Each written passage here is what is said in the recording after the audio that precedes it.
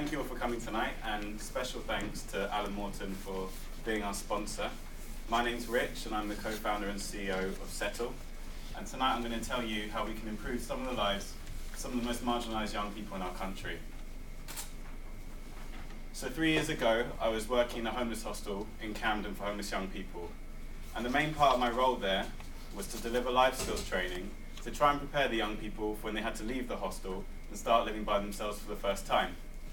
Now, as you can imagine, teaching someone about budgeting or how to change their utility bill isn't the most exciting topic, especially if you're a 17-year-old living in a hostel.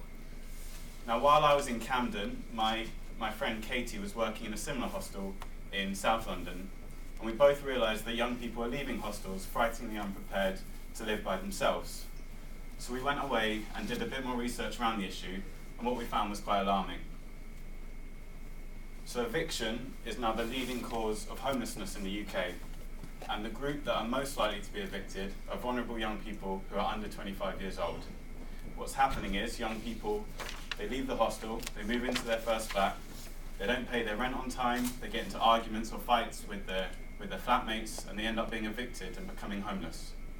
The system simply isn't preparing young people well enough for this transition to adulthood. So we decided to start Settle. And Settle is a social enterprise that supports vulnerable young people who are moving into their first home. Our mission is to prevent these young people from becoming homeless by equipping them with really practical skills and the confidence to live independently. So how does it work? We deliver a tenancy mentoring program that starts when a young person first starts their tenancy. The program itself is 6 weeks long and is delivered by an accredited coach.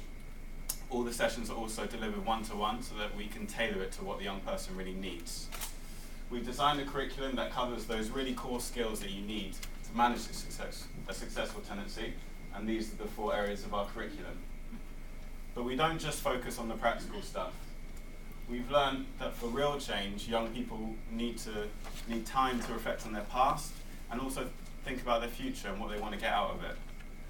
We believe that although the young people we work with have had really difficult starts in life, those experiences have made them strong, and we help them realise those unique strengths.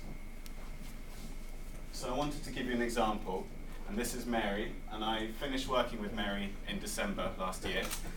And Mary was referred to me because she was about to lose her tenancy. She'd received a final warning from her landlord. She was in rent arrears, she had personal debt, and her flatmates had been complaining about her because she was a bit messy in the flat as well. So I got her referral form, and I wanted to show you a section from it. So as you can see, there are quite a lot of issues there, from her daily living skills to her vulnerability to abuse. And when I received this, I was a bit overwhelmed, and I wasn't really sure whether I'd be able to help her out or not. But defining someone by their problems can be misleading sometimes. It doesn't show you all the things she can do. And a lot of the time, traditional services only focus on someone's deficits, and they don't see the person as a whole. So I got to know Mary over the period that I was working with her and found out there was a lot more to her story. She wasn't in work because she had to care for a severely ill mum. She was a victim of domestic violence, and before living in this flat, she was actually homeless, so hadn't had the opportunity to pick up any of those independent living skills. So I worked with Mary for 3 months, and the first thing we did was make sure her tenancy was secure. We got her put on a rent payment plan, and we referred her to a debt advice charity to clear her debt. So those were kind of quick, practical fixes, but the real change came when we gave Mary the chance to reflect on her past and start thinking about her ambitions in life. And by the end of the program, there was a real turnaround. She was firing off job applications by herself, and by the end, she'd got herself onto a course with the Prince's Trust.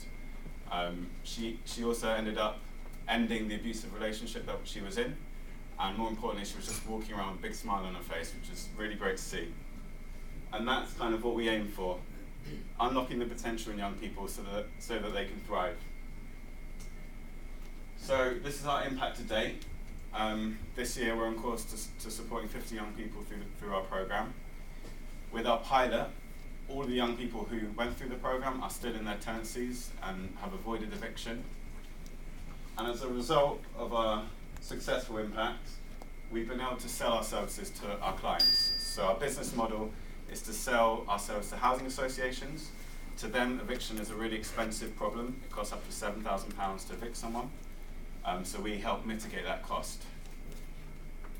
Looking ahead, we want to grow our reach to work with more young people. We want to work with 65 young people next year. We want to deepen our impact by getting it externally validated. And we want to work in the boroughs in London which have the highest need. And that's where you come in. So tonight, for every £200 we raise, we'll be able to work with an additional young person. That means if we raise £6,000, we'll be able to put an additional 30 young people through the programme. Also, if anyone has any contacts or experience in housing, social care, or the criminal justice systems, then please let me know. Moving into your first home should be an exciting experience, not a damaging one. And we want to make sure that vulnerable young people get the better future they deserve. Thank you.